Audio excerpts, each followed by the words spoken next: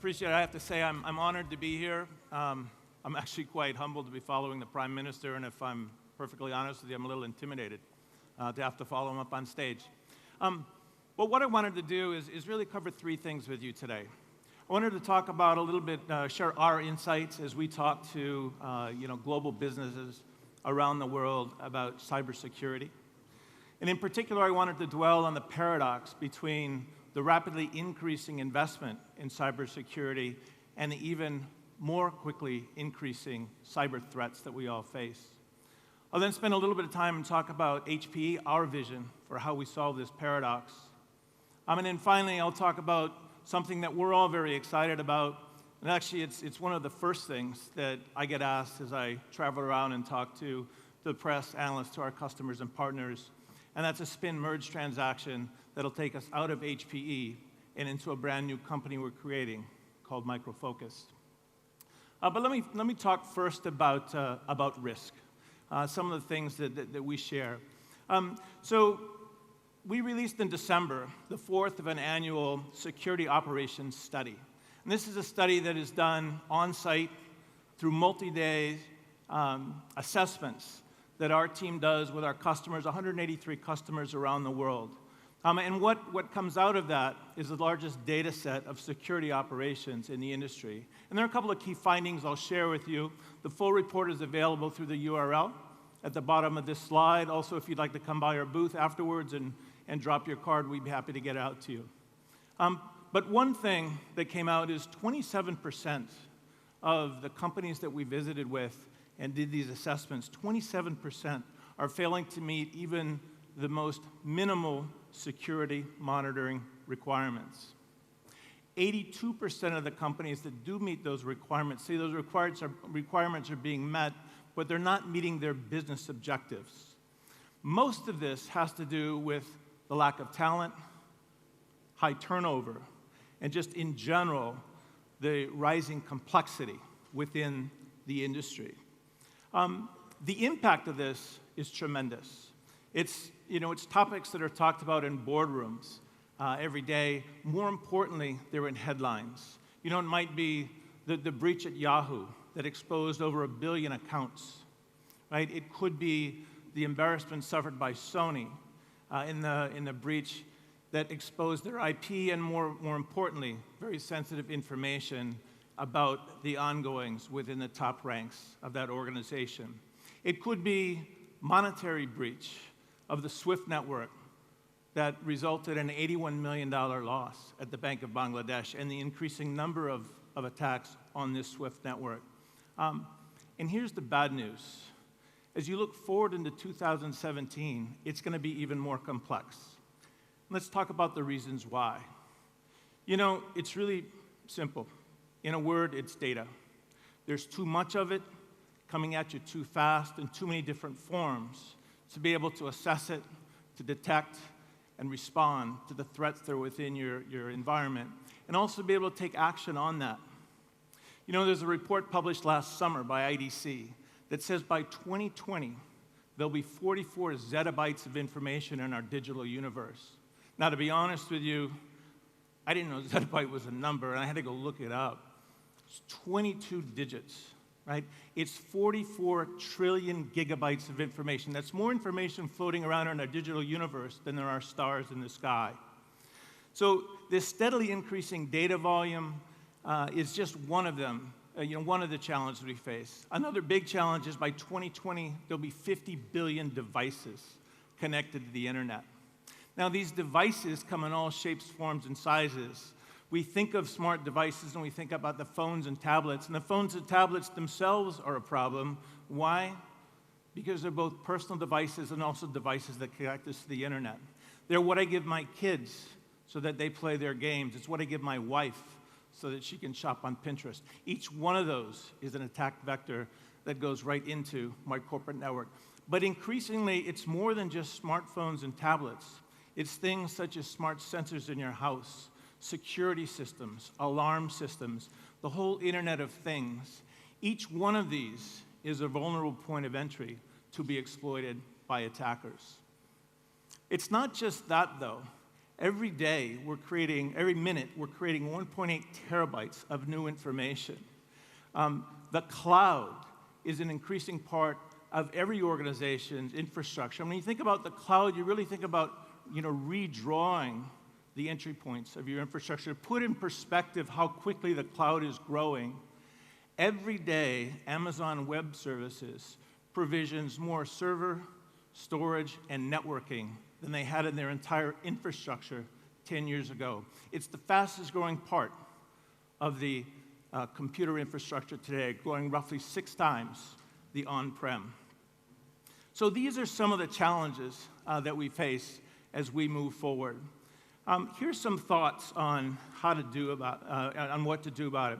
The first thing is to recognize that risk comes in many forms. We tend to think about breach, and certainly that's the sophisticated cyber attacks. That's what you read about all the time. But a really good cybersecurity strategy understands that you really need to assume that you already have been breached. What they're after is the exposed data. The data that contains credit card information, social security numbers, information that is very specific to a patient's health records. It's this kind of information that's exposed. That's what they're after. That's what you need to be able to protect. Second thing is vulnerable applications. So 84% of the breaches actually are attacking at the application layer. So being able to secure the applications is an important part of the overall cyber defense.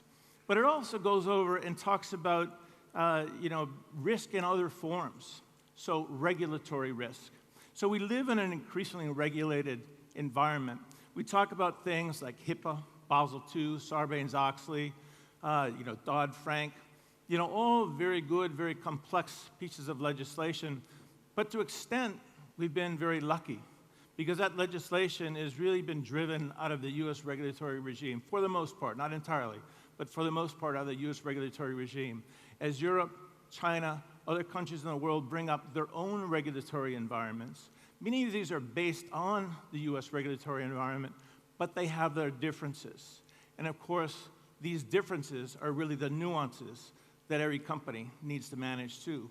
And in some cases, actually, these differences are not so slight. They're rather dramatic. So if you take, for instance, GDPR, the global data privacy regulations that have just been enacted in Europe and actually take effect in May of 2018, they're diametrically opposed in terms of what they ask of companies, right? They favor privacy, the protection of private information, as opposed to the U.S. regulatory regime, which is much more oriented towards security. And the fines are enormous. GDPR, the fines for noncompliance, are 4% of global revenue. For a company like HPE, that's a $2 billion fine for non-regulation. And finally, privacy, right? So that's the first thing to recognize is when you talk about cybersecurity, you're really talking about a multifaceted problem. We have applications in each one of these areas. In each of our applications, we're blessed by our customers, by the analysts, to have leading applications in them. I'm not going to spend a lot of time talking about these applications. I invite you to go and talk to our experts at the booth. But I want to talk about 3 core principles that really drive our roadmap and help reveal our philosophy on how to get at this. The first is this. All these applications share a very rich distributed correlation, real-time correlation, big data analytics, right? And the ability to apply machine learning because the attacks are coming at you so quickly that it's impossible for the human mind to really comprehend what's going on. So that's principle number 1. Principle number 2, they're all built with an open modular architecture. We understand what we do. We also understand that for us to really be successful in your environment, we need to fit in. We need to be able to give you the opportunity, third parties, the opportunities to build on top of our solutions and take richer solutions, more pointed solutions to market for you. The third thing is they're integrated. They share common componentry, common technology, so that they don't exist as silos, but rather can work across and, in fact, can work with an ecosystem of partners.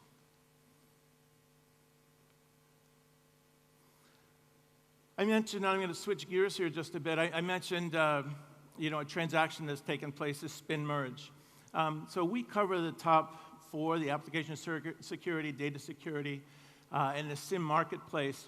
With the spin merge and the combination with Micro Focus, we also gain identity and access management. So literally, the top four areas of concern to our customers and to the industry will be covered by this new company. So in the time I've got, I'd just like to talk about that spin merge transaction and sort of share with you some of the insight, because that's, as I say, most often what I get is, so why'd you do it? So obviously, be part of HPE, global company, well-known brand within the industry, literally access to any door that you'd like to walk in anywhere in the world. Why would you do something like that? Real simple. To be successful in this market, you need to be specialized, you need to be agile, you need to be focused. And this gives us the opportunity, by creating this new company, to get that level of specialization. Second thing is much tighter alignment. If I go into Meg Whitman, our CEO, and I ask for a certain investment and tell her that I can double the business, her response is, great, there's the line. Right? As we go into this new company, our cyber, the business unit that our cyber rolls up to is 30% of the total revenue of this. I guarantee you, if it's important to you, it's important to me, and it'll be important to this company. And then the third thing, and probably the most important thing in the industry that we're in, is much faster decision making. It's all about software in this new company, and cyber is a big part of it. So a little bit about it. This transaction is a spin-merge transaction, so we'll spin out of HP Enterprise. We actually then merge with a company, a public traded company called Micro Focus. What it creates is a company with $4.5 billion in revenue, 100% software. This actually is the sixth largest independent software company in the world, behind Microsoft, Oracle, SAP, Adobe, and Salesforce.com. Everybody else is to the left of that. So pure play software company, tremendous resources. If you go back actually and check the Micro Focus stock and plot the value of that company as measured by its stock price over the last 4 years, and plot it against Amazon, Facebook, Google, Adobe, Microsoft, it's the fastest growing company in terms of value as measured by their stock price. We reach over 50,000 global customers. We have global reach, offices throughout the world, including here in Israel. And much of our revenue in this new company is recurring revenue streams. We cover these areas. I won't go into all of them, and just wind up with a couple of other things, comments about our presence here in Israel. So our largest R&D center worldwide for software is here in Yehud. We have over 1,000 engineers working. We've been in this market for many, many years and are recognized within this market as being one of the employers to work for. We drive our innovation and incubation programs out of Israel. And when I say drive it, so we do very regularly patent submissions and those kinds of things. 30% of those patents actually are coming from our Israeli R&D team. But probably most important, it's a presence that's really more than just producing software. We're a part of the community and actively invested in that community. We support both the industry itself through things like hackathons, code wars, various different meetups. But we also do much more than that. We get involved in the community itself. So there are active programs for tutoring science and math for underprivileged children. There's also programs to provide employment opportunities for the less able citizens within. So a very active presence within here, a very important part of HPE software as we roll forward, and something that we look to continue to expand on. Finally, I'll just leave you with these thoughts as we part and become this new company, Micro Focus. We are a market leader. In 6 of the 8 markets in which we compete, we're recognized by Gartner and Forrester as being the leader in that quadrant. We're working hard on the other 2 to make it a clean sweep. But very, very strong product portfolio. Probably most important, though, is what lies underneath that. There's a measure called the Net Promoter Score. The Net Promoter Score is a double-blind survey, so not done by us. And the respondent to the survey doesn't know who is asking the questions, nor do we know who's responding. And it's a real simple measure. It's a 10-point scale, and it says on a 1 to 10, would you recommend this product or service to another colleague of yours? The top 2 scores, the 9s and 10s, are called promoters. The bottom 4 are called detractors. Everything else in between is sort of the yet to be decided. But your net promoter score, you take the top 2 and you subtract the others. It's a very good indicator industry-wide and across industries, in fact, for how you're doing in terms of serving your customers. And in the net promoter scores, our software products, we measure it at the product level, are actually in the top quartile in every single one of the categories in which you compete. So very clear commitment to our customers. Lots of things going on in innovation. In the interest of time, I won't go those here, but very committed to doing it. So thank you very much. I want to just leave you with a couple of thoughts. One is just to recognize that it is a very complex market. To really be able to get on top of it, I encourage you to get involved with a company like HPE that has this broad portfolio, but more importantly, perhaps, is a real commitment to work with our customers, our partners, our third-party developers to continue to develop it. Again, thank you very much.